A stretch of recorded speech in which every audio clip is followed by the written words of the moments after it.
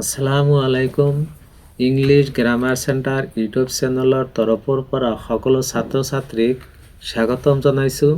ছাত্ৰ ছাত্ৰীসকল যিহেতু ক্লাছ 10ৰ প্ৰি ফাইনেল এক্সামিনেশ্যন নিশ্চয় ওচৰত আহিছে, গতিকে ক্লাছ 10ৰ ছাত্ৰ ছাত্ৰীসকলৰ কাৰণে আমি এই ইংৰাজীৰ এটা চেপ্টাৰ লৈ আহিছোঁ যে এনিমেলছ, সেইটোৰ বিষয়ে আমি আলোচনা কৰিম। ছাত্ৰ ছাত্ৰীসকল, আজি তোমালোকৰ লগত এইটোৱে আলোচনা কৰিম যে ৱাল্ট হোৱাইটমেন নামে এজন কবি আছিল। এই ৱাল্ট হোৱাইটমেন কি কৰিছে যে এই Walt Whitman wished to live among the animals. তাৰমানে এই ৱাল্ট হোৱাইটমেন কবিয়ে এনিমেলছৰ মাজত বাস কৰিবলৈ ইচ্ছা কৰিছিল। কিয় আৰু মানুহৰ মাজত থাকিব বিচৰা নাছিল কিয়, এই বিষয়ে কিন্তু ছাত্ৰ ছাত্ৰীসকলক জনাই দিছে। ঠিক আছে ছাত্ৰ ছাত্ৰীসকল, প্ৰথমে লৈ আহিছোঁ যে ইয়াত ফাৰ্ষ্ট লাইনটো, I think I could turn and live with animals, they are so' placid and self content. মানে ৱাল্ট হোৱাইটমেন নিজে কৈছে, আই থিংক, মই ভাবোঁ, আই কুড টাৰ্ণ, মই পৰিৱৰ্তন হওঁ, এণ্ড লিভ উইথ এনিমেলছ, আৰু জীৱ জন্তুৰ লগত আমি বাস কৰোঁ, বিকজ দে আৰ ছ' প্লাচিড। প্লাচিড মানে শান্ত, চেল্ফ কণ্টেণ্ট মানে আত্মসন্তুষ্টি। ছাত্ৰ ছাত্ৰীসকল, তোমালোকৰ ঘৰততো গৰু, মহ এইবিলাক আছে নিশ্চয়।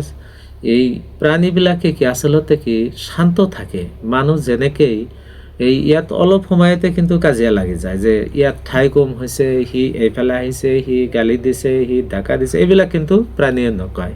সদায় ছ' প্লাচিড মানে শান্ত, আৰু চেল্ফ কণ্টেণ্ট মানে আত্মসন্তুষ্টি। সেইকাৰণে এই the Walt Whitman wish to live among the animals because the animals are so' placid and self content. যদি পৰীক্ষাত আহে যে why does the poet wish to live among the animals, MCQত বহুত পইণ্ট থাকিব, তাৰে ভিতৰত because animals are so' placid and self content, এইটো ৰাইট এনচাৰটো মনত ৰাখিবা। থাৰ্ড লাইনটো আহা, I stand and look at them long and long ago. তাৰমানে এই ৱাল্ট হোৱাইটমেন কি বহু সময় থিয় হৈ চাই আছিল। চাই কি দেখা পাইছে যে they do not sweat and whine about their condition. Sweat মানে কষ্ট অনুভৱ কৰা, হাইন অভিযোগ কৰা, যে সিহঁতে কষ্ট অনুভৱ নকৰে আৰু নিজৰ অৱস্থাক লৈ অভিযোগো নকৰে। যেনেকৈ আজি যেনেকৈ অলপ ঠাণ্ডা বেছি, ইমান ঠাণ্ডাত আমি ৰাতিপুৱা আহিব নোৱাৰোঁ, তোমালোকে যেনেকৈ কোৱা, কিন্তু প্ৰাণী সেনেকৈ নকয়। গৰমৰ মাজতো একো নকয়, কষ্ট অনুভৱে নকৰে। They do not lie out the dark and weep for their sins. তাৰমানে প্ৰাণী কিন্তু এন্ধাৰ ৰাতি মিছা হাৰ পাই উচুপি নাকান্দে, কাৰণ সিহঁতে পাপে নাই।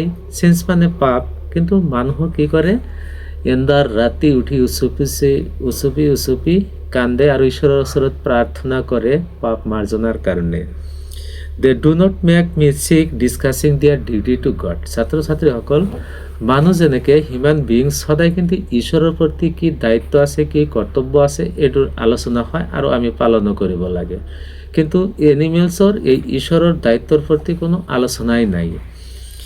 তাৰপাছত আহা, not one is dissatisfied, not one is demented with the mania of winning things. তাৰমানে প্ৰাণীয়ে কি কৰে, এনিমেলছে কিন্তু সম্পদৰ পিছত বলীয়া নহয়, কিন্তু মানুহ সদায় সম্পদৰ পিছত পাগল হৈ পৰে। যদি কোনোবাই একতলা বিল্ডিং কৰিছে, সি আৰু একতলা কৰাৰ কাৰণে আশা কৰি থাকে। কোনোবাই যদি 4তলা কৰে, সিও আকৌ একতলা বনাবৰ চেষ্টা কৰে। কিন্তু প্ৰাণী সেনেকা নকৰে। প্ৰাণী কি আচলতে, সি যদি কোনোবা সময়ত কাৰো খেতি পথাৰত কিবা খায়, তাৰ পেট ভৰিব মানে কি ঘৰলৈ গুচি যাব। কিন্তু মানুহ হ'লে কি, ইয়াত যদি ফ্ৰী কিবা খোৱা বস্তু দিয়া হয়, পেট ভৰাৰ পাছতো কিন্তু মানুহে আমি টোপলা বান্ধি ঘৰত লৈ যাওঁ, কিন্তু প্ৰাণীয়ে লৈ নাযায়। এইবিলাক হৈছে difference. Not one kneels to another, কোনেও আনৰ ওচৰত কি নতুন হয়, আঁঠু নকৰে। মানুহ যেনেকৈ এই ডাঙৰৰ ওচৰত, যাৰ ক্ষমতা বেছি থাকে, তাৰ ওচৰত কিন্তু নত হ'ব লাগে, ক্ষমা খুজিব লাগে। কিন্তু প্ৰাণীয়ে কাৰো ওচৰত নত নহয়। Nor to be kind that lived thousands of years ago. আৰু কি হয় হাজাৰ হাজাৰ বছৰ আগত যিসকলে বাস কৰিছে তাৰমানে মানুহৰ যে পূৰ্বপুৰুষ আমি কিন্তু সদায় ভাবি থাকোঁ সিহঁতৰ কাৰণে কিবা এটা কৰিব লাগে, আমাৰ পূৰ্বপুৰুষে এনেকৈ চলিছে এনেকৈ চলা নাই, সেইবিলাক আমি আদৰ্শ অনুসৰণ কৰিব লাগে। কিন্তু এনিমেলছৰ এইবিলাক নাই আৰু কাৰো প্ৰতি দয়াও নাই। নট ওৱান ইজ ৰেচপেক্টেবল, কোনেও সন্মানীয় নহয়। অৰ আনহেপি অভাৰ দ্য হোল আৰ্থ, মানে গোটেই পৃথিৱীত প্ৰাণীয়ে কোনেও সন্মানীয়ও নহয় আৰু কি অসুখীও নহয়। মানুহ যেনেকৈ সদায় অসুখী, চাবা তোমালোকে যে এই মানুহজনৰ কিমান শান্তি আছে সুখ আছে, ক'বা যে আপোনাৰ নিচিনা আৰু সুখী মানুহ নাই। সি ক'ব মোৰ নিচিনা দুখী মানুহেই নাই, এনেকৈ ক'ব। মানুহক আল্লাহ নিজেই সন্তুষ্ট কৰিব নোৱাৰে, কিন্তু প্ৰাণীয়ে নিজে নিজে সন্তুষ্টি, ছেল্ফ কণ্টেণ্ট। তাৰপাছত show' their relations to me and accept them, তাৰমানে সেইকাৰণে সিহঁতৰ সম্পৰ্ক দেখুৱাই কি এটা আৰু গ্ৰহণ কৰে কিহৰ দ্বাৰা, they bring me tokens of my self the events, আৰু সিহঁতে কি টকেনৰ দ্বাৰা সিহঁতে বুজি পায়। Them plainly in their position, আৰু সিহঁতৰ অধিকাৰবোৰ সমভাৱে বিতৰণ কৰে। I wonder where they get those tokens, আচৰিত হৈছিল সিহঁতে এই টকেনছবোৰ চিহ্নবোৰ ক'ত পাইছিল। Did I pass that way huge times ago and negligently drop them, আৰু অৱশেষত এই ৱৰ্ল্ড হোৱাইটমেনে কি কৰিছে, অৱহেলিতভাৱে এনিমেলছৰ লগত বাস কৰা বাদ দিছে। ছাত্ৰ ছাত্ৰীসকল যিখিনি বুজাইছোঁ ইয়াৰ মাজত কুৱেশ্যন কৰা হ'ব যে number 1, who wrote the poem animals, answer কি Walt হোৱাইটমেন।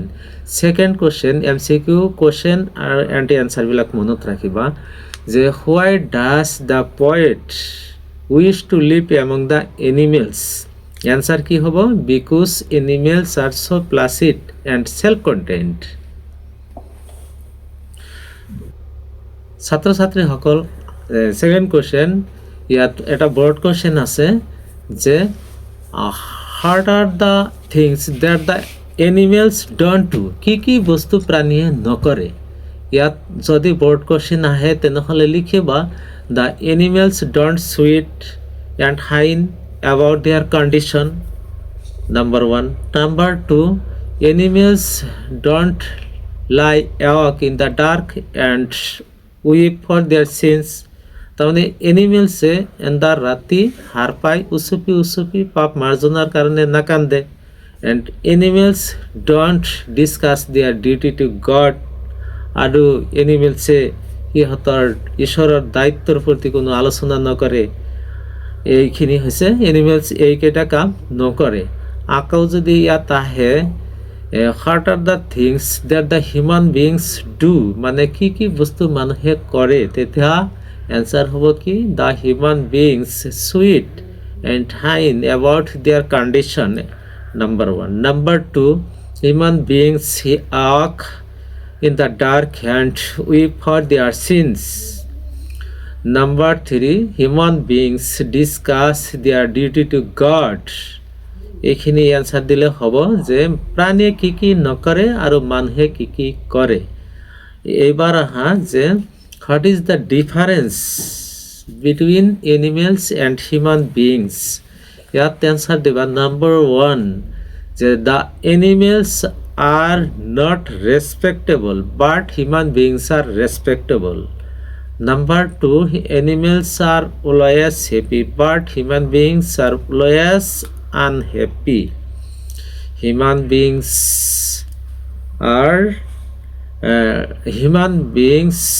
are relationship, they have relationship, but animals have no any relation with another.